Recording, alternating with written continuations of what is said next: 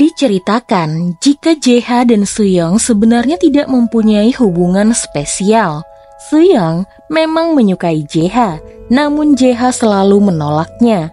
Bahkan ketika ayah JH, sutradara Lee Do-young meninggal dunia, dan pada saat itu Suyong ingin menghibur JH, JH menolak dan menjauh dari Suyong. Sampailah saat paparazzi memotret kebersamaan sutradara dan artis tersebut, lalu memberitakannya sebagai skandal. Di sana JH mencoba meluruskan kepada Suyong jika ia hanya memanfaatkan perasaan Suyong untuk film mereka. Sekarang film mereka telah selesai dan waktunya mereka berhenti.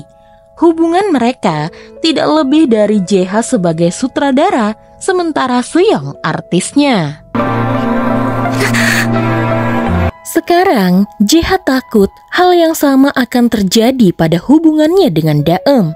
Saat mereka berciuman, JH hanya menganggap Daem sedang latihan dan menurutnya Daem tidak begitu buruk, hanya saja sedikit gugup. Daem hanya tersenyum pahit lalu pergi dari rumah JH dan menangis di bawah hujan. Pagi harinya, Daem tidak bangun dari tidurnya. Ia demam dan juga pingsan.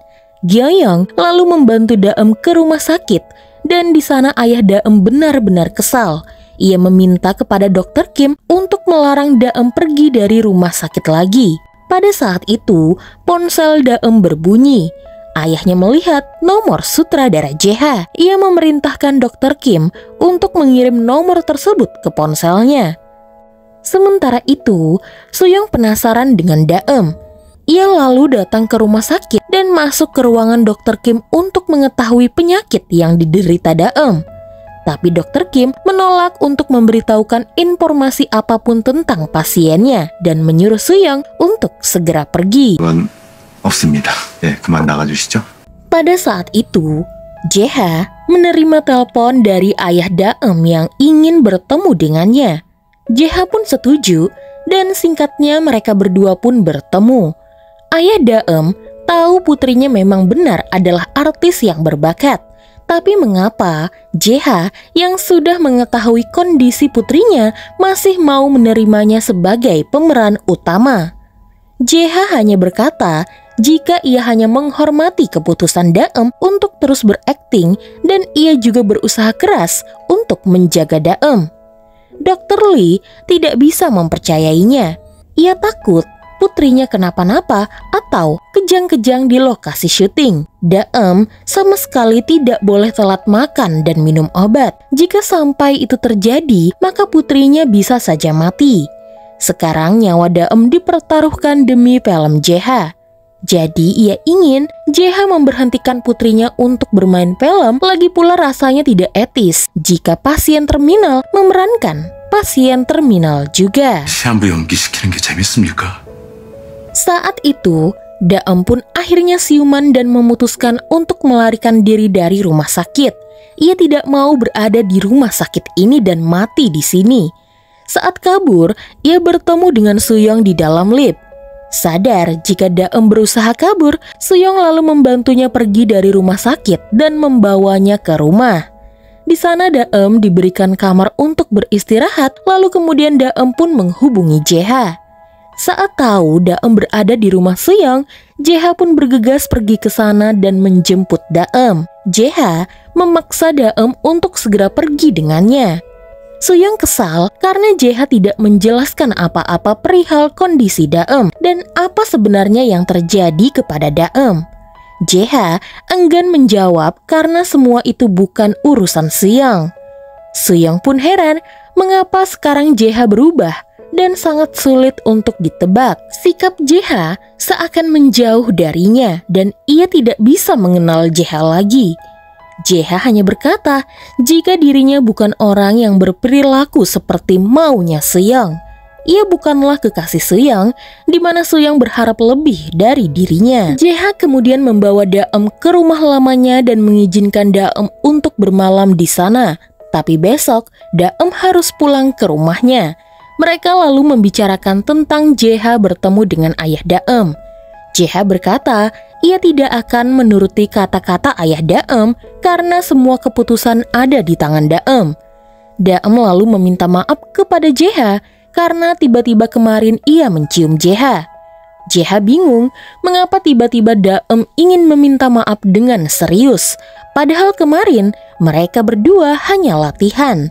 Jeha ingin Daem tidak terlalu sering meminta maaf lagi dan meremehkan dirinya sendiri. Sebelum pergi, Jeha membelikan Daem cemilan dan memberitahukannya jika di dekat rumah ada restoran yang enak kalau Daem ingin makan.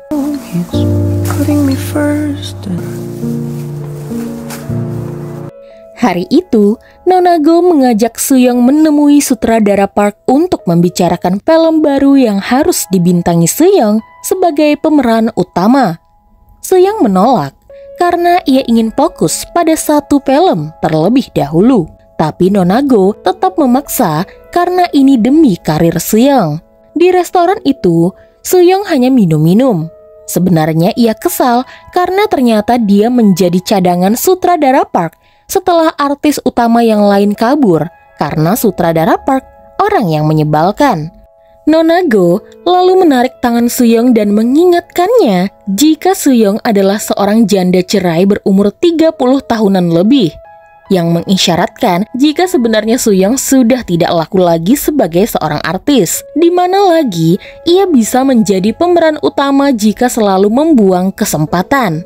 Alasan Soo-young menolak bekerja dengan sutradara Park lagi adalah sutradara Park selalu merubah naskah adegan di akhir cerita untuk melihat artis telanjang. Hal itu membuatnya menjadi trauma dan sampai sekarang ia butuh obat dari psikiater. Apakah Nona Go memang sekejam ini dan tidak bisa menghargai dirinya sebagai seorang artis? Saat keluar dari sana, Soo-young pun muntah karena terlalu banyak minum. Beruntung, di sana ada Jung-woo yang langsung menjemput Soo-young. 일단 사러 가자. Di kantor produksi, saat rapat, Jeha tidak fokus karena pesan yang ia kirimkan kepada Daem tidak kunjung dibalas. Seung-won curiga dengan kedekatan Jeha dan Daem, sehingga ia pun menceritakan skandal yang baru saja terjadi di mana ada seorang sutradara berkencan dengan dua pemain utamanya, sembari melihat ke arah Jeha. Dan sekarang filmnya sedang kacau balau, jadi ia berharap Jeha tidak mengacaukan film mereka. 그런 일 없을 거야. Malamnya, Jeha pun pergi ke rumahnya karena sedari tadi pesan dan teleponnya tidak diangkat Daem. Rupanya Daem sedang bersih-bersih di rumah Jeha. Ia beralasan debu tidak baik untuk pasien seperti dirinya. Lalu Jeha melihat ponsel Daem dan menyamakan alarm makan Daem agar ia tahu jadwal makan Daem. Lalu mereka pun makan malam bersama. Jeha bercerita jika besok ia akan meninjau lokasi syuting. Daem hendak ikut, namun Jeha tidak memperbolehkannya. Singkatnya, Jeha dan para kru meninjau lokasi syuting film mereka. Setelah selesai, para kru hendak minum-minum. Namun karena Jeha tidak bisa minum, maka ia memutuskan untuk pergi ke lokasi syuting berikutnya sendirian. Ternyata saat sampai di sana, Daem juga berada di lokasi tersebut. Ia datang karena ia juga ingin tahu tempat dirinya syuting dan dia bisa mendalami perannya. Saat masuk ke dalam sebuah toko buku yang akan menjadi lokasi syuting mereka, Daem mendapatkan ide bagaimana jika dirinya yang lebih dahulu mencium pemeran utama pria. Ia sadar setelah membaca naskah film jika sebenarnya karakternya penuh dengan cinta. Menurut Jeha, itu bukanlah cinta. Mana ada cinta yang tumbuh jika baru seminggu bertemu. Menurut pandangan Daem, meski baru seminggu, sehari pun jika cinta itu hadir, itu tetaplah cinta. Daem lalu memberitahukan jika ia sebenarnya punya rahasia. Rahasia itu adalah ia sebenarnya sudah lama mengenal Jeha. Dulu, ia pernah ikut casting film pertama Jeha dan lolos sebagai pemeran utama. Namun ia tidak jadi datang dan akhirnya peran itu digantikan oleh Soo-young. Lalu, Daem memaksa Dr. Kim untuk merekomendasikan dirinya agar bisa menjadi konsultan JH. Daem merencanakan semua ini agar ia bisa bertemu dengan JH lagi. Ia bangga kepada dirinya sendiri karena dirinya yang akan mati ini bisa menemui pria yang ia cintai. Apakah aneh jika dirinya yang seperti ini menyukai JH? 그런 사람인데 좋아하면 이상하죠. Pada saat itu, alarm makan Daem berbunyi, sehingga Daem harus segera mencari makan. Sebenarnya Daem sedikit takut karena baru saja mengungkapkan perasaannya kepada JH. Saat makan, JH langsung berkata setelah film mereka selesai, ia yakin Daem mungkin sudah mati. Bahkan ia pernah berpikir mungkin saat proses produksi belum selesai, Daem akan mati, sehingga filmnya akan viral dan kematian Daem akan menarik perhatian publik. Terdengar sangat jahat memang, tapi itulah kenyataannya. JH terima jika memang Daem mau menyalahkannya. Tapi setidaknya Daem harus tahu batasan di antara rekan kerja. Dan JH tidak mau filmnya hancur karena perasaan sesaat dari Daem. Daem tersenyum dan sadar ia memang bertindak seenaknya tanpa memikirkan proyek mereka. Ia pun masuk ke dalam hotelnya dan menangis karena baru saja ditolak. Keesokan harinya, saat kru sedang sarapan, JH mencari keberadaan Daem yang tidak ada di sana. Ia berpikir terjadi sesuatu kepada Daem. Apalagi tadi malam, ia sudah membuat Daem sakit hati. Ternyata Daem sedang duduk di pinggir pantai karena kemarin ia sudah bertindak sembrono. JH lalu menjemputnya dan mengajaknya untuk makan bersama ketimbang hanya makan roti. Rupanya, Seungwon mengungkapkan kepada media untuk menampilkan wajah Daem sebagai pemeran utama film Love in White. Ia melakukan ini untuk rating filmnya. Kameramen Ji Chul-min pun memberitahukan kepada Daem untuk segera bersiap-siap karena sebentar lagi Daem harus mengucapkan selamat tinggal kepada kehidupannya yang damai. JH yang tidak tahu hal ini pun langsung mengajak Daem untuk pulang bersamanya. Ia ingin bertanya kepada Seungwon mengapa Seungwon melakukan hal tersebut, dan juga ia mengingatkan kepada Daem untuk tidak lagi menghubunginya. Jika terjadi sesuatu, hubungi manajer Daem saja. JH merasa tindakannya memang kejam, tapi ini semua demi Daem. 너무 안해 이제야. Di rumah produksi, JH bertemu dengan Seungwon. Ia kecewa kepada Seungwon karena telah mempublis foto Daem tanpa sepengetahuannya. Jika begini, banyak pihak seperti Nonago yang akan mengganggu Daem untuk masuk ke agensi mereka. Ia ingin Daem fokus terlebih dahulu karena ini pertama kalinya Daem menjadi pemeran utama. Seungwon keberatan karena sebagai kepala produksi, tentu ia membutuhkan rating dan ketertarikan publik untuk film mereka. Lagi pula, seharusnya JH tidak perlu mengkhawatirkan hal tersebut karena ia hanyalah seorang sutradara. Sementara itu, di agensi Nonago, ia mengundang artis pendukung film Love in White lainnya yaitu Jae-in, di mana Jae-in pernah satu kampus dengan Daem. Jae-in kecewa karena ternyata Nonago bukan tertarik kepadanya, melainkan malah tertarik kepada Daem. Jae-in menceritakan jika Daem adalah murid yang sangat pintar. Ia supel dan suka bergaul, bahkan kakak senior mereka yang tampan sangat menyukai Daem. Namun, entah mengapa tiba-tiba Daem menghilang. Ia juga baru bertemu dengan Daem di proyek ini. Setelah menceritakan Daem, Jae-in mencoba bertanya bagaimana dengan dirinya? Apakah Nonago tidak tertarik kepadanya? Nonago dengan lantang menjawab, tidak, karena Jae-in tidak menarik seperti Daem. Jae-in pun kesal Dan kemudian Jae-in pun menghubungi Daem dan memintanya untuk bertemu. Jae-in kesal karena Daem tidak menyapanya saat mereka bertemu. Selama ini, setaunya Daem tidak pernah ikut proyek-proyek besar. Ia tahu Daem hanya ikut proyek kecil dan itu juga sebagai peran pendukung. Jadi, tanpa basa-basi, Jae-in bertanya apakah Daem benar-benar mendapatkan peran utama karena usahanya atau ada seseorang yang memang memberikannya. Apa ada cara lain agar bisa mendapatkan peran utama selain ikut audisi? Daem hanya tertawa. Ia berkata, ia berakting seperti sedang bertaruh nyawa.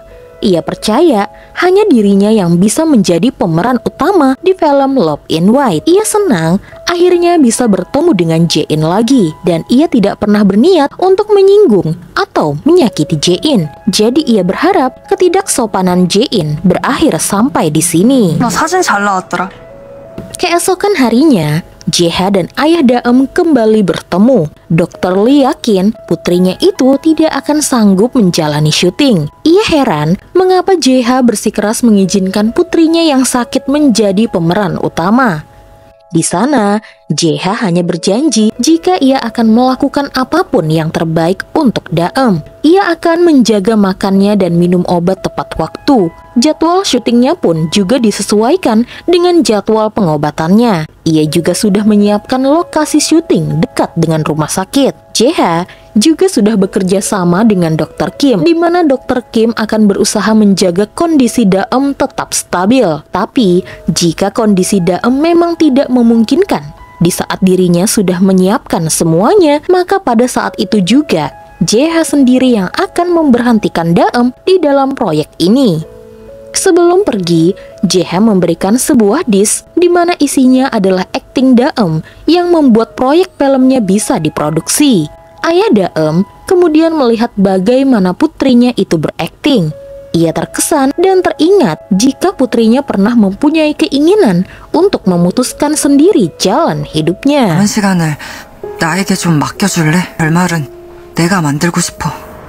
Hari itu adalah sesi pemotretan dan uji makeup para artis, di mana tim rias bingung mengapa Daem terlihat sangat pucat seperti orang sedang sakit. Daem berbohong dan berkata jika dirinya tidak sakit, ia hanya gugup dan sedang kelaparan, karena pada saat itu tepat alarm makannya sedang berbunyi. Ia pun berlari ke toilet untuk makan dan minum obat. Namun ternyata ia diikuti oleh Jae-in, di mana Jae-in langsung merebut obat Daem. Daem hanya bilang itu vitamin. Namun Jae-in tidak mempercayainya. Dan di sana Daem menyuruh Jae-in untuk melihat tulisan di bawah botol, di mana di sana tertulis botol itu adalah barang properti, yang artinya itu hanyalah botol obat untuk syuting mereka, di mana sebenarnya Daem telah mempersiapkan hal ini. Semua obatnya ia tulis barang properti. Lalu tanpa Daem ketahui, di dalam toilet itu juga ada Seong. Singkatnya, malam itu semua kru film minum-minum sebelum syuting benar-benar dimulai. Daem dan Jae-ha duduk terpisah, tapi sesekali mereka bertukar pandang. Jae-ha benar-benar ingin memisahkan perasaan pribadi pada proyeknya kali ini. Di sana, kepala kameramen memperkenalkan asisten kamera yang baru bergabung bernama Eun-ho. Dia adalah senior Daem sewaktu kuliah dan pernah menyatakan cinta kepada Daem. Di sana, Daem kemudian memutuskan untuk pergi ke toilet. Padahal ia hanya ingin duduk sendirian di pinggiran. Lalu ayahnya tiba-tiba menghubunginya, di mana ayahnya hanya bilang kepada putrinya itu untuk tidak lupa datang ke rumah sakit sebelum Daem menjalani proses syuting yang panjang. Daem terkejut karena ayahnya akhirnya mengizinkannya untuk ikut proyek film ini. Lalu tiba-tiba Eun-ho mendatangi Daem. Mereka berdua tidak menyangka akan bertemu lagi. Dulu Daem pernah menghilang secara tiba-tiba. Eun-ho ingin tahu kemana Daem pergi. Sebelum Daem menjawabnya, Jeha terlebih dahulu memotong pembicaraan mereka dan mengajak Daem pergi dari sana karena ada sesuatu yang ingin ia sampaikan. Jeha pun akhirnya tahu jika Eunho adalah cinta pertama Daem. Sayangnya, dulu Daem terpaksa menolak Eunho karena ia sadar ia tidak bisa berkencan jika Eunho sampai tahu kondisinya. Jeha berkata, tak apa jika Daem ingin akrab lagi dengan Eunho, tapi saat syuting, mereka harus menjaga jarak agar Eunho tidak tahu kondisi Daem. Daem lalu bercerita tentang batasan yang dikatakan Jeha sebelumnya. Ia memikirkan hal tersebut. Mungkin ia melakukan semua ini karena berpikir ia akan mati. Makanya ia jadi seenaknya melakukan apapun. Dan ia tidak malu sudah mengutarakan perasaannya kepada Jeha. Daem juga memikirkan bagaimana jika dirinya hanyalah orang biasa yang sehat. Apakah ia juga akan melakukan hal yang sama dan melewati batas? Mungkin jika iya, itu berarti ia hidup sebagai anak yang manja, punya banyak teman dan tidak bisa menahan perasaannya kepada rekan kerjanya. Jeha lalu bertanya, apakah sekarang Daem ingin menangis? Daem lalu tertawa karena ia tidak akan menangis di hadapan Jeha. Ia hanya akan menari di hadapan sutradaranya itu. Dari kejauhan, Seungwon dan Seoyoung melihat kedekatan Jeha dan Daem yang menurut Seungwon tidak ada hal yang aneh. Daem terlihat nyaman berada di dekat Jeha, namun Seoyoung semakin tidak suka jika kenyataannya memang Daem dan Jeha semakin dekat. Saat kembali kumpul-kumpul bersama, mereka membicarakan kisah film Love in White. Seoyoung lalu bertanya bagaimana dengan Jeha. Apakah Jeha bisa mencintai seseorang jika tahu pasangannya akan meninggal? Sesuai dengan isi film Love in White, Daem takut mendengar jawaban dari Jeha, sehingga ia memutuskan pergi ke toilet. Di sana Jeha menjawab, jika itu cinta, maka ia akan mencintainya. Seoyoung lantas tersenyum pahit mendengar jawaban dari Jeha. Sementara Seungwon penasaran mengapa tiba-tiba Jeha berubah. Apakah saat ini Jeha sedang jatuh cinta kepada Daem, mengingat mereka berdua sedang dekat? Atau apakah ini hanyalah skandal klise untuk film mereka? Sementara Seoyoung lantas menyusul Daem. Ia tahu Daem tidak mau mendengar jawaban Jeha, sehingga ia pun bertanya, apakah Daem sedang sakit parah? Apakah benar info yang ia dapatkan jika sekarang Daem sedang sekarat? 너 정말로 죽어?